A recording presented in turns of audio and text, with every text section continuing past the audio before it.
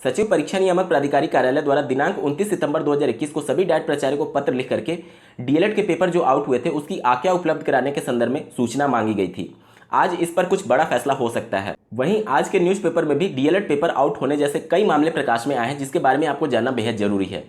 तो अंत तक जरूर जुड़े रहिएगा इस वीडियो के साथ बिना किसी पार्ट को स्किप किए हुए। नमस्कार दोस्तों, मेरा नाम है नीरज और आप देख रहे हैं करियर बिट यूट्यूब चैनल। अगर आप इस चैनल पहली बार विजिट कर रहे हैं तो इसको सब्सक्राइब करते हुए बेल आइकन को प्रेस करना ना भूलें। बरेली जिले के न्यूज़पेपर में ये आर्टिकल प्रकाशित हुई है, आप स्क्रीन पर देख पा रहे होंगे। 2-2 हजार रुपए में बेचा था डीएलएड का पेपर, बदायूं का शिक्षक गिरफ्तार। अगर कोई शिक्षक इसमें संलिप्त पाया जाता है तो ये बहुत ही शर्म की बात है कि एक शिक्षक होते हुए भी वह इस प्रकार के पेपर आउट जैसे मामले में उसका नाम आ रहा है। बरेली से ही एक और न्यूज़ प्रकाशित हुआ है, आप स्क्रीन पर देख पा रहे होंगे। दोस्त की प्रेमिका के लिए बेचे डीएलएड के पेपर। यहाँ पर जो अभियुक्त गिरफ्तार हुआ है उसके द्वारा पुलिस को ये सूचना दी गई है कि जो मैक्सिमम नंबर ऑफ अटेम्प्ट्स होते हैं बैक पेपर को क्लियर करने के लिए, वह उसका आखिरी था, मतलब उसके दोस्त की फ्रेंड की। तो उसके बाद से इन्होंने क्या किया कि पेपर आउट करा करके उसको दे दिया। देखिए, परिस्थितियां कुछ भी हों, पेपर आउट जैसे मामले में अगर कोई अभियुक्त गिरफ्तार होता है तो उस पर कड़ी कार्रवाई होनी चाहिए, क्योंकि एक व्यक्ति के लिए आप पूरे प्रदेश भर के जो प्रशिक्षित अभ्यर्थी हैं उसके भविष्य से खिलवाड़ नहीं कर सकते। तो भले ही आप किसी के लिए भी पेपर आउट जैसे मामले में संलिप्त पाए जाते हैं, पुलिस को इस पर कड़ी से कड़ी कार्रवाई करनी चाहिए, क्योंकि ये 1-2 मामला नहीं है। डीएलएड के पिछले कई वर्षों से इस प्रकार के मामले प्रकाश में आते रहे हैं और बार बार ये मामले, जब तक कोई कड़ा कदम नहीं उठाया जाएगा प्रदेश सरकार के द्वारा, पीएनपी एससीईआरटी के द्वारा, तब तक इस प्रकार के मामले में कभी भी कमी नहीं आएगी। तो ज़रूरत है 1-2 बड़े फैसले लेने के संदर्भ में। परिस्थितियां कुछ भी हो, गलत हमेशा गलत ही होता है। इसी प्रकार से मैनपुरी से भी ये आर्टिकल प्रकाशित हुई है और यहाँ पर भी 4 लोग गिरफ्तार किए गए हैं डीएलएड के पेपर आउट होने जैसे मामले में। तीसरा न्यूज आर्टिकल आप स्क्रीन पर देख पा रहे होंगे। परीक्षा से आधा घंटा पहले लीक हुआ था पेपर। ये तो बात हो गई न्यूज़पेपर में प्रकाशित खबरों के बारे में। अब देखिए क्या कुछ फैसला हो सकता है पीएनपी की तरफ से, इस पर सबकी नजरें टिकी हुई हैं।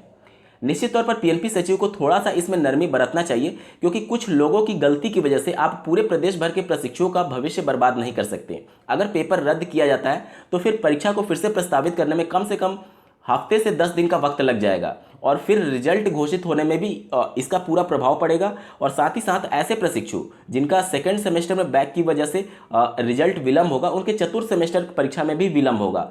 तो कुछ लोगों की गलतियों की वजह से पूरे प्रदेश भर के प्रशिक्षुओं का हित प्रभावित नहीं किया जा सकता। अगर आख्या में कुछ ऐसी खबरें प्रकाश में आती हैं कि कुछ जिले के पर्टिकुलर किसी एग्जाम सेंटर्स पर पेपर आउट होने जैसे मामले प्रकाश में आए, तो सिर्फ उसी सेंटर का परीक्षा कैंसिल करके वहीं पर परीक्षा को दोबारा आयोजित कराया जाए, क्योंकि एक सेंटर की वजह से आप पूरे प्रदेश भर के एग्जाम सेंटर्स को कैंसिल नहीं कर सकते। डीएलएड के जो भी पेपर लीक हो रहे हैं उसमें एक चीज आप कॉमन देखेंगे कि जो पेपर वायरल होता है वो बिल्कुल सीधा होता है, मतलब कहीं भी मोड़ उड़ उस पेपर पर नहीं होता है और ना ही उस पर रोल नंबर और ना ही नाम लिखा होता है। ये तभी संभव है जब एग्जाम सेंटर पर फाइल से पेपर निकालते हुए तुरंत उसका फोटो खींचा जाए और तुरंत सोशल मीडिया साइट्स पर सेंड कर दिया जाए, तभी ये संभव है। मतलब कहीं ना कहीं से सिद्ध होता है कि जो एग्जाम सेंटर्स हैं वहाँ के जो इन्विजिलेटर हैं, जो एग्जामिनर होते हैं, उनकी मिली भगत से ही पेपर आउट हो रहा है। और दूसरा आप लोग देख सकते हैं कि आधे घंटे से 15 मिनट 20 मिनट पहले ही पेपर आउट हो रहा है। तो उस कंडीशन में जो इन्विजिलेटर होते हैं उनकी मिली भगत बहुत ज़्यादा संदिग्ध स्थिति में पाई जा रही है। तो इसके लिए पीएनपी सचिव आने वाली डीएलएड की परीक्षाओं में ये जरूर कर सकते हैं कि जो भी एग्जाम सेंटर हों, वहाँ के जो भी इन्विजिलेटर हों यानी कि जो एग्जामिनर हों, उनको मोबाइल फ़ोन ले जाने की अनुमति नहीं होनी चाहिए एग्जाम हॉल में, क्योंकि पेपर आउट होने का जो भी मामला है ये खेल उसी समय होता है जब एग्जाम सेंटर के कंट्रोल रूम से पेपर को एग्जाम रूम में ले जाया जाता है। उस कंडीशन में जब वो फाइल निकाली जाती है, मतलब उस पर्टिकुलर सब्जेक्ट के पेपर का फाइल निकाला जाता है, उसी समय फाइल को ओपन करके एक फ़ोटो खींच करके उसको सोशल मीडिया साइट्स पर वायरल कर दिया जाता है और वो पेपर फिर से फाइल में रख दी जाती है।